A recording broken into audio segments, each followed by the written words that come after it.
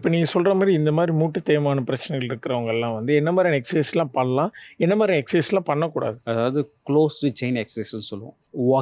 Walking is a best exercise. So நடக்கிறப்ப என்ன ஆகும்னா, நல்லா மூட்டு பக்கத்தில் இருக்க தசைகள் நல்லா மடங்கி நீட்டுறப்ப நல்லா வலுவாகும். நல்ல உள்ளுக்குள்ளே சைனோவியல் ஃப்ளூயிட் நல்லா செக்ரீட் ஆகும். அந்த ஆயில் நல்லா இருக்க மாதிரி மூட்டு நல்லா ஃப்ளெக்சிபிளாக மாறும்.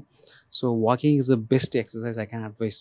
சொல்லப்போனால் நீல குவாட்ரிசெப்ஸ்னு ஒரு மசில் இருக்குது. லார்ஜஸ்ட் மசில் இந்த thigh, that is a quadriceps muscle. அந்த மசிலை வந்து நம்ம ஸ்ட்ரென்தன் பண்ணணும். நல்லா காலை முட்டி அழுத்துறது, காலை மடக்கி நீட்டுறது, காலை ஸ்ட்ரைட்டாக மேலே தூக்கி ஒரு 10 செகண்ட் ஹோல்ட் பண்ணுற எக்ஸசைஸ் தான் குவாட்ரிசெப்ஸ் ஸ்ட்ரென்தனிங் எக்ஸசைஸ். அந்த எக்ஸசைஸ் பண்ணோம்னா நல்லா நமக்கு மூட்டு தேய்மானம் ஃபர்தர் ஒர்சன் ஆகாமல் தடுத்துக்கலாம். It can improve the pain relief. So எந்த மாதிரி எக்ஸசைஸ் பண்ணக்கூடாது அப்படின்னா, ஜம்பிங் பண்ணக்கூடாது. அதாவது மூட்டில் high impact activities, stair climbing பண்ணக்கூடாது. ஸோ ஒரு சில இந்த மாதிரி ஆக்டிவிட்டீஸ்லாம் தடுத்தோம்னாவே நம்ம மூட்டை நல்லா பாதுகாத்துக்கலாம்.